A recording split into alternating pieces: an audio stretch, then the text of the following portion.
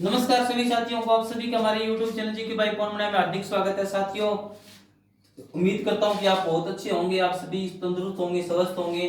तो साथियों, आज इंडिया की जो मेन रिवर्स हैं, हम उनका जिक्र करने वाले हैं। वो कहाँ से निकलती है और कहाँ जाकर खत्म हो जाती है, कहाँ वो लुप्त हो जाती है, और सब बातें मतलब नदियों के बारे में हम जिक्र करने वाले हैं। Main rivers of India. Okay, तो हिमालयन नदियों को ये साथियों दो भागों में बांटा जाता है, एक हिमालयन नदियां और एक प्रायद्वीपीय नदियां।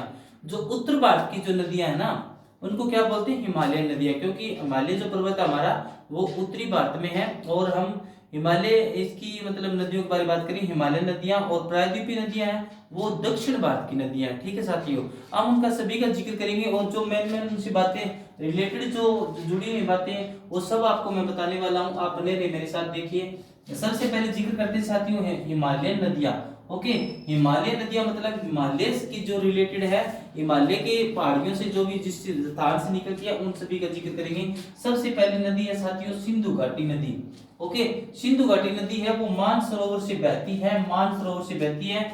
और इसकी कुल लंबाई जो है ना इस नदी की, इसकी टोटल जो लेंथ है वो है 3180 किलोमीटर। ओके, 3180 किलोमीटर है।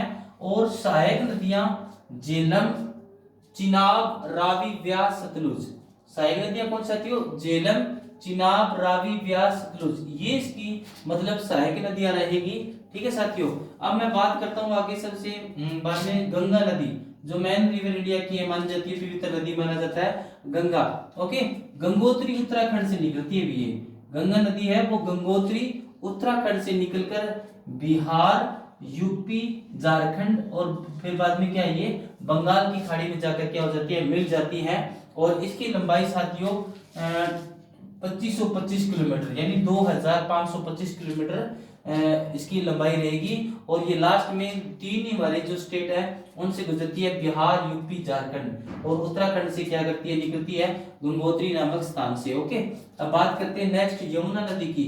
यमुनोत्री यमुना नदी है साथियों वो यमुनोत्री बंदरपुंज की पहाड़ियां, ये बंदरपुंज की पहाड़ियां हैं उत्तराखंड से।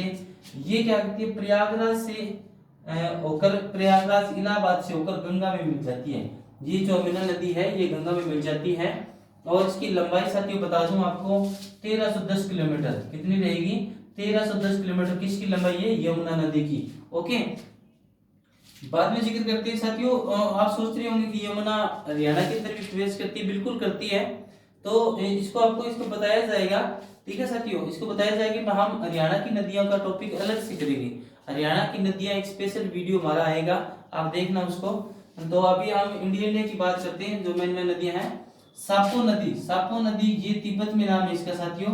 चीन के अंदर तिब्बत है ना, तिब्बत में नाम सापो नदी है। और इंडिया के अंदर जब ये प्रवेश कर जाती है तो इसका नाम ब्रह्मपुत्र नदी है। और ये ब्रह्मपुत्र नदी मानसरोवर से बहती है और इसकी 2900 किलोमीटर लंबाई है।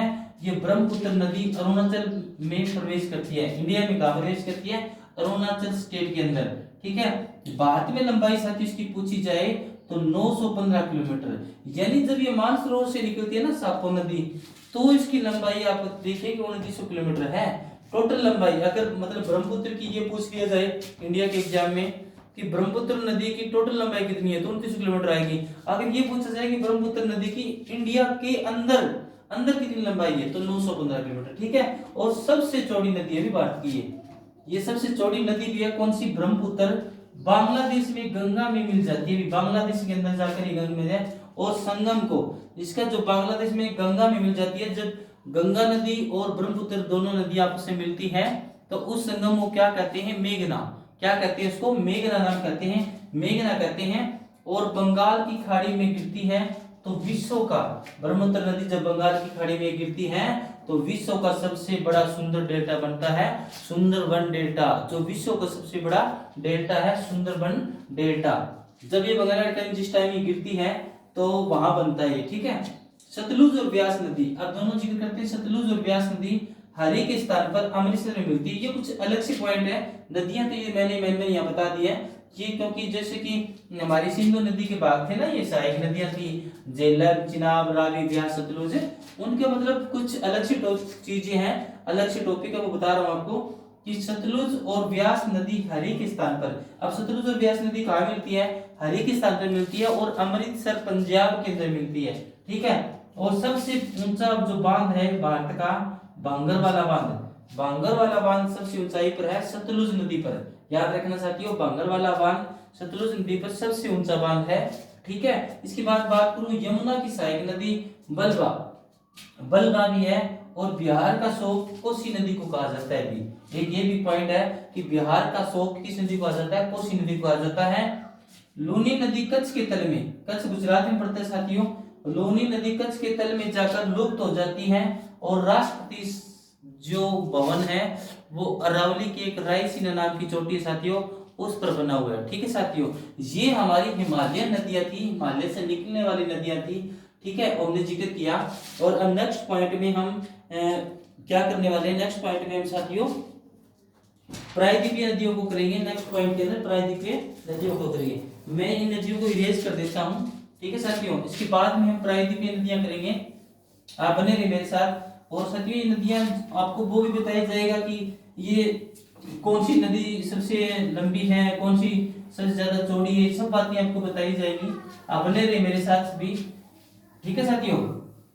तो हम टोटली इन आज इंडिया की नदियों का पूरा पूरा जिक्र करके हम पूरा ये टॉपिक को खत्म कर देंगे, ठीक है ना।